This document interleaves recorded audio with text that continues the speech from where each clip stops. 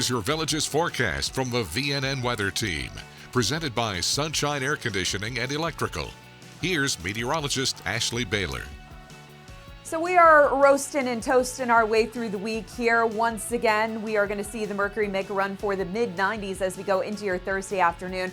Of course, with dew points well into the 70s, that is going to put the heat index anywhere between 106 to 110. It's going to probably be another 3 to 4, maybe even 5 weeks before we can start talking about dew points coming back below the 70-degree mark, but it is on the way. Now, for your Thursday afternoon, we'll see a mix of sun and clouds, chance for a few isolated showers and thunderstorms. That's pretty much par for the course at this point.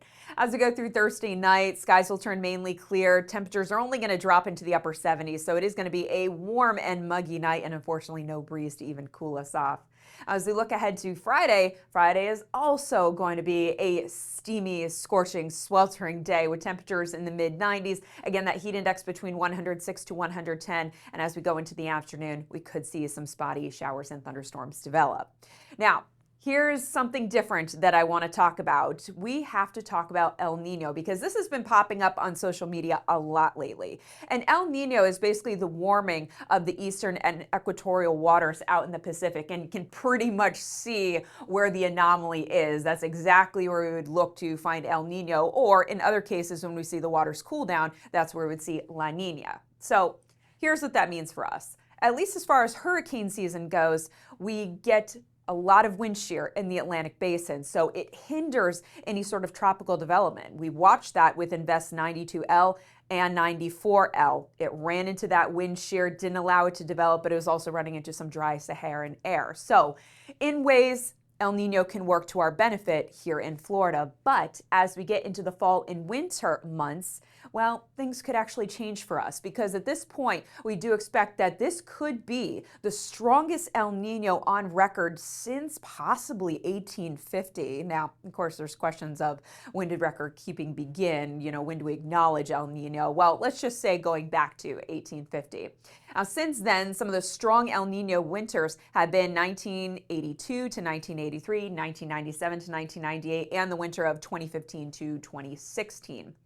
Now, we do expect that El Nino will potentially peak and be the strongest right around November, December. So again, going into our late fall and winter months. What that does for us here in Florida is the subtropical jet becomes very active and sets up over the Gulf. So we get a lot of moisture that pulls into Florida, you know, basically system after system after system, because it's the jet stream that is driving those systems. So at this point, there is the potential that it's active and it's going to bring a lot of storms into our neck of the woods. So it gives us a higher probability of not only a wetter than normal winter, but also a very stormy winter. Some of you in Central Florida may recall the Night of Tornadoes, which was back in February of 1998. That was also, again, during a very strong El Nino winter. So increased chance of seeing a very wet and potentially cooler winter for us in Florida, but also a rather stormy one. Now, this is all just going based off climatology. None of this is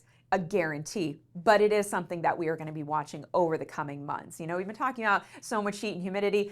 Let's talk about something different. Now, okay, I technically got to go back to the heat and humidity. Let's check out our 7-day forecast, where as we go into the upcoming weekend, temperatures are expected to dip a little bit. We'll go into the lower 90s, which is where we should be for this time of year. So lower 90s this weekend. That doesn't continue. It does look like the numbers are going to start to jump back into the mid-90s as we go into Monday and Tuesday of next week. But, you know, temperatures for the most part holding strong in the low to mid-90s. That's to be expected for this time of year. Same with the chances of afternoon showers and thunderstorms. So again, this is pretty much a par for the course 7-day forecast for us in Central Florida.